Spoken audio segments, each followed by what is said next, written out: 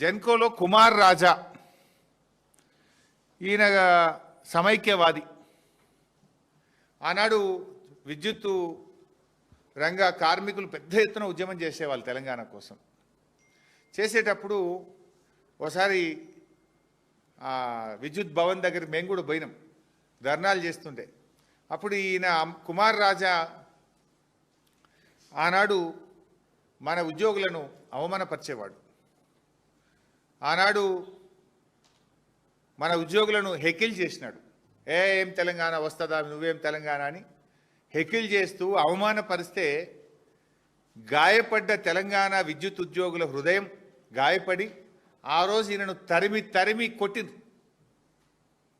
జలసౌదలో తెలంగాణ ఉద్యమాన్ని అవమానపరిస్తే ఎక్కడొస్తే తెలంగాణ రానే రాదు అని మన తెలంగాణ ప్రజలను ఉద్యమాన్ని త్యాగాలను అవమానపరిచే విధంగా మాట్లాడినటువంటి కుమార్ రాజాను తెలంగాణ విద్యుత్ జేఏసీ ఆ రోజు తరిమి తరిమి కొట్టింది. ఆనాడు తెలంగాణ ఉద్యమకారుల చేతుల్లో తరమబడినటువంటి కుమార్ రాజాను తెచ్చి ఇవాళ విద్యుత్ ఉద్యోగుల మీద డైరెక్టర్గా పెట్టారు జెన్కోలో. ఇది ఉద్యమకారులను అవమానపరచడం కాదా? విద్యుత్ ఉద్యోగులను అవమానపరచడం కాదా?